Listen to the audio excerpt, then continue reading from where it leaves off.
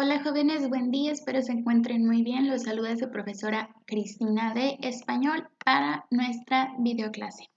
El día de hoy vamos a continuar con un tema relacionado con el que hemos estado viendo de poesía. En este caso vamos a hablar de las figuras retóricas o literarias. Por favor, pon mucha atención para que comprendas muy bien el tema. Para empezar, ¿qué son las figuras retóricas o las figuras literarias? Bueno, las figuras retóricas son recursos o maneras de escribir que utilizamos para llamar la atención de quien está leyendo. Estas figuras buscan embellecer o decir de una manera original un mensaje o una idea. Entonces, las figuras retóricas son recursos que se utilizan en los poemas para llamar la atención de quien lo está leyendo. Tenemos diferentes figuras retóricas o literarias. Vamos a estar viendo varios tipos en este video para que pongas mucha atención. Nuestro primer ejemplo de figura literaria es la aliteración. La aliteración consiste en la repetición de sonidos a lo largo de cierta extensión o cierto poema o cierto verso. Por ejemplo, tengo aquí un primer ejemplo que dice: aquellas flores florecieron florescentemente en Florencia. Si se fijan en esta oración, el sonido de F y L es lo que es la repetición de sonidos que se está haciendo. En el segundo ejemplo tengo un pedacito de un trabalenguas que dice cuenta cuántos cuentos cuentas. Entonces, este sonido de cuent es lo que se está repitiendo y por lo cual esto es una aliteración. Vamos a continuar. Otra figura literaria o retórica muy común dentro de los poemas son las comparaciones, también conocidas como símiles. Generalmente una comparación consiste en relacionar o comparar dos elementos o dos términos que generalmente no se compararían, pero en este caso para el poema sí se hacen.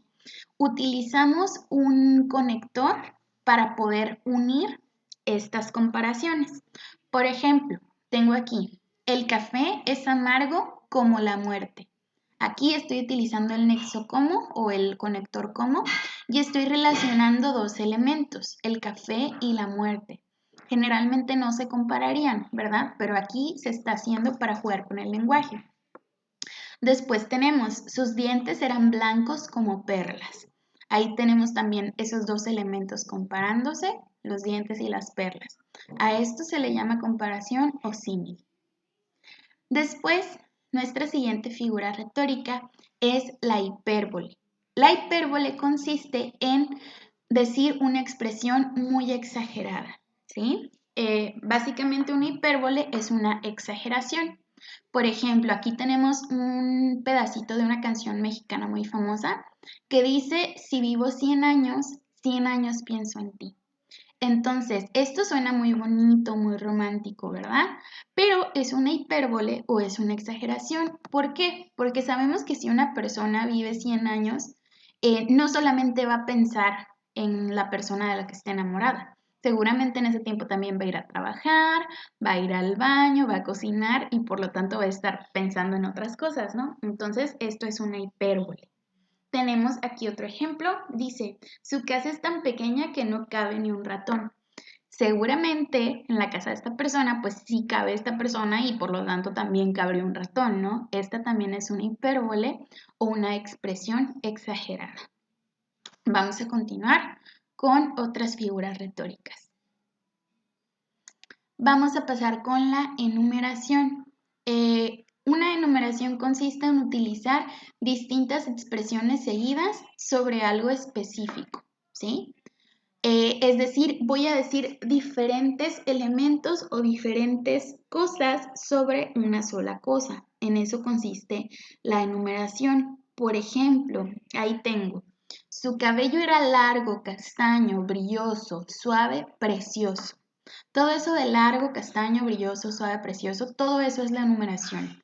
Muchas cosas seguidas describiendo una sola cosa. Tengo otro ejemplo después. Dice: regañó a su hijo, lo aconsejó, le recordó lo que había hecho mal y lo abrazó. ¿Qué se está enumerando aquí? Se están enumerando diferentes acciones de manera seguida, ¿ok? Por eso también es una enumeración.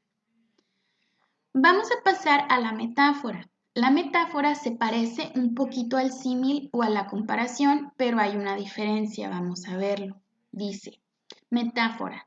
Se hace una comparación debido a la semejanza entre dos elementos, pero aquí no hay conectores o nexos. Es decir, lo que hace diferente a la metáfora y a la comparación es que la metáfora no usa la palabra como, ¿sí? En la metáfora es como si lo que estuviéramos comparando realmente fuera así. Por ejemplo, sus ojos de cielo. Aquí no me está diciendo que los ojos de la persona son como el cielo. Está diciendo que están hechos de cielo, ¿ok? Entonces, por eso esto es una metáfora y no una comparación, ¿no? Por ejemplo, abajo dice, la fila del súper es un gusano sin fin. No está diciendo que es como un gusano, está diciendo que es un gusano. Eso hace que esto sea una metáfora y no una comparación. Vamos a pasar a las siguientes figuras retóricas. Bien, vamos a hablar acerca del oxímoron. En los oxímoron se unen dos palabras o dos expresiones opuestas sin nada que los separe. Es decir, se ponen seguidas dos palabras o dos ideas opuestas. Por ejemplo, aquí dice, ella era fuego helado, luz apagada, triste alegría, grito callado. Si se fijan, aquí tenemos varios oxímoron. Tenemos este primero, fuego helado, contrarios, luz apagada, contrario, triste alegría, contrario, grito callado, contrario, ¿verdad? Esos son los oxímoron cuando tengo dos palabras seguidas que son contrarias. Después tenemos la prosopopeya. La prosopopeya consiste en darle cualidades humanas a cosas que no lo son, como son cosas inanimadas o incluso a los animales. Esa es la prosopopeya. Por ejemplo, en esta frase que dice, la ciudad nunca dormía. Nosotros sabemos que como tal una ciudad, así como tal la ciudad, no es la que duerme. ¿Quiénes duermen? Los que viven en la ciudad. Pero aquí, en esta prosopopeya, se está hablando como si la ciudad fuera la que durmiera o no durmiera, por eso es prosopopeya. Después tenemos como ejemplo, el mar me tranquiliza con su calma. Ahora, ¿por qué esto es una prosopopeya? Porque el mar no puede venir a mí y decirme, ay, todo va a estar bien y darme un abrazo. No. El que se tranquiliza soy yo viendo al mar. El mar no me está tranquilizando, solo está ahí. Entonces, por eso esto es una prosopopeya. Vamos a ver entonces nuestras últimas tres figuras retóricas antes de pasar a la actividad. Nuestra siguiente figura retórica es la anáfora. La anáfora consiste en la repetición de una misma palabra dentro del poema. Por ejemplo, tengo aquí, no encuentro manera, no encuentro salida, no encuentro esperanza. Aquí la anáfora es no encuentro, ¿sí? Que se está repitiendo. Después tengo la siguiente anáfora como ejemplo. Dice, amo su forma de hablar, amo su forma de cantar, amo su forma de mirar. Amo su forma es la anáfora que se está repitiendo. Vamos a ver un siguiente ejemplo que es el hiperbatón. ¿Ok? El hiperbatón consiste en alterar el orden usual de las palabras, ¿sí? Para que suene diferente o más especial. Entonces, en el hiperbatón vamos a cambiar el orden en el que generalmente están escritas las palabras. Por ejemplo, dice, el nevado cerro esplendoroso lucía. ¿Por qué esto es un hiperbatón? Porque originalmente yo diría, el cerro nevado lucía esplendoroso. Pero para que sonara más especial, aquí escribieron el nevado cerro esplendoroso lucía. Vamos a ver otro ejemplo. Dice, las negras golondrinas lentamente volaban. ¿Cómo sería el orden normal? Las golondrinas negras volaban lentamente, pero para que suene más especial o poético cambiaron ese orden. Eso es lo que significa el hiperbatón. Muy bien. Nos vamos a ir con nuestra última figura retórica. Pon mucha atención.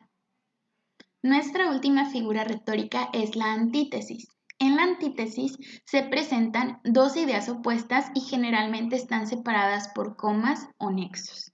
Por ejemplo, tengo, es tan corto el amor y tan largo el olvido.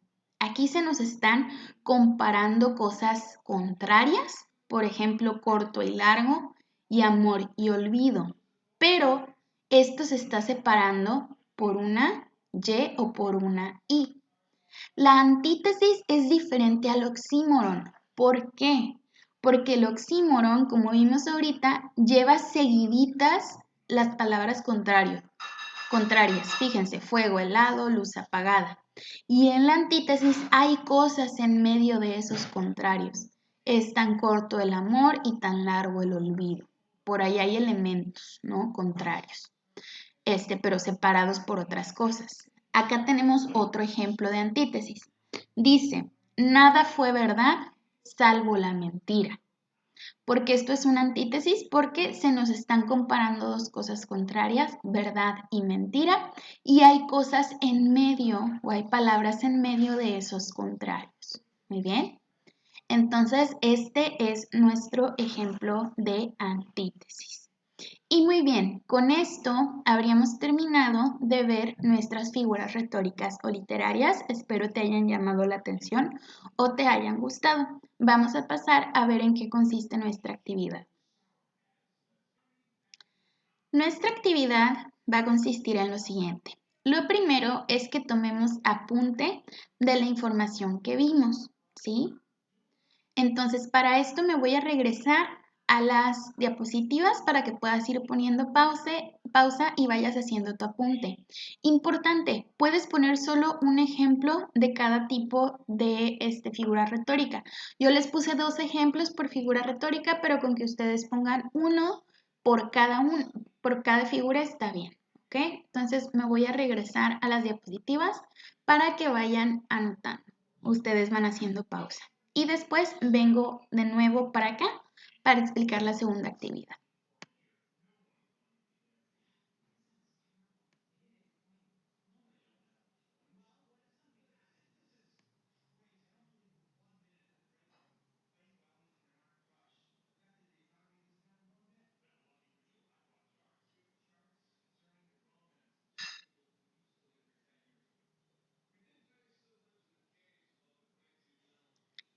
Excelente, y con eso habrías terminado el apunte. ¿Cuál es la segunda actividad? Debes realizar tus propios ejemplos de figuras retóricas, ¿sí? Vas a hacer un ejemplo por cada una de las que vimos, es decir, vas a hacer una aliteración, vas a hacer una comparación, vas a hacer una hipérbole, vas a hacer una enumeración. Lo importante es que tú tienes que inventar estos ejemplos, muy bien, no los puedes tomar de internet ni nada, tienes que hacerlo tú según la explicación o los ejemplos que yo ya les di. Y con esto habrías terminado todas tus actividades sobre este tema. Espero todo te haya quedado muy claro. Si hay algo que no, me puedes enviar mensaje privado para poder resolver tus dudas. Muchas gracias por tu atención y nos vemos pronto en clase.